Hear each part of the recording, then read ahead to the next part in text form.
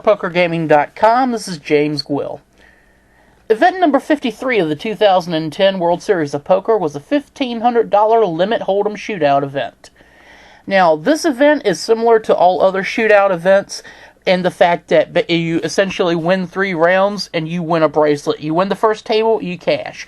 You win your second table, you make the final table. You win the third table, you win a bracelet. Now, 2 years ago, I actually personally was one of the people covering this event live when it went into the final table in a day that ended up lasting over 17 hours. So, this is an event I kind of know quite well, and I know how long this event can go. However, it is quite a fun event because it is limit hold'em as opposed to no limit, so it requires a different skill set for those that are looking to take down this bracelet. 548 players turned out for the last shootout bracelet of this World Series. Day 1 saw several big names advance to play down to the final table. Among those that made round 2 was Jonathan Little, Pat Pezin, Marcel Lusk, Terrence Chan, and Chao Jiang. Yuki Zhu also advanced to Day 2, but unfortunately he was disqualified for the remainder of the event before Day 2 play started.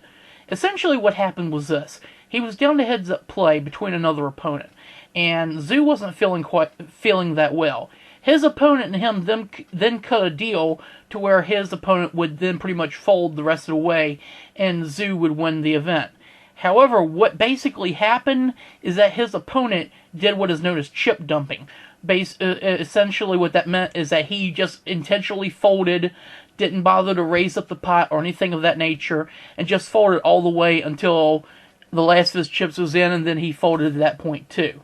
Chip dumping is a implicit no-no by the WSOP. There is a specific rule in the official rulebook that says chip dumping will result in an automatic disqualification.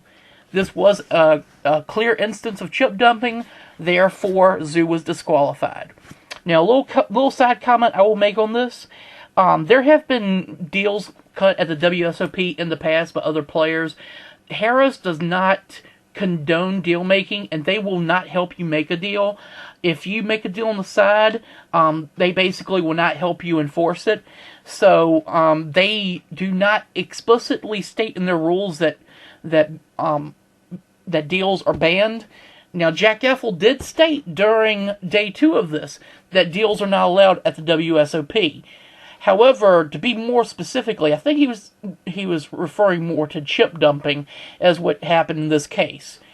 Honestly, if it would have been me, I would have basically tried to get the guy to go all in blind, and then we would have just played the hand out. If he would have played the hand out instead of just having the guy fold to him, even with the deal, everything would have been considered on the up and up. Instead, the guy chip dumped to him, and Zhu was disqualified. Anyway, round 2 ultimately resulted in the creation of the final table.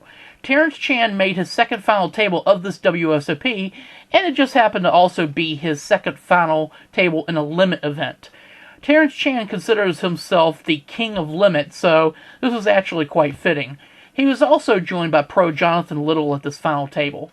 Other players at the final table included Brian Tate, Ben Yu, Sijbrand Mall, Joseph McGowan, Michael Schneider, and Brendan Taylor. Heads up for the bracelet in this event was between Brendan Taylor and Ben Yu. Taylor started heads up play with a 2.46 million to 1.14 million chip lead over Zhu. This was actually kind of a friendly battle between the two because they are actually roommates out here in Vegas, and Taylor and Yu kind of just had a kind of easygoing back and forth kind of battle at the final table. Actually, I say back and forth, it really was kind of one-sided because just about every pot Taylor entered, he won. He eventually ground Yu down to the point to where Yu only had about $50,000 in chips. And Yu was actually able to double up to about, double up twice rather, to around $300,000. However, that's about the most he was able to get back. He was ultimately all in against Taylor, holding Ace-9, and Taylor was holding Ace-7.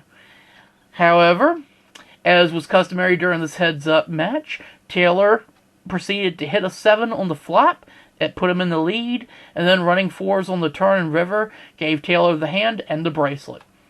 Brendan Taylor is the 1500 Limit Holdem Shootout champion. He took home the bracelet and $184,950. Congratulations. For more, stay tuned to PokerGaming.com as we bring you more coverage and recaps from the 2010 World Series of Poker.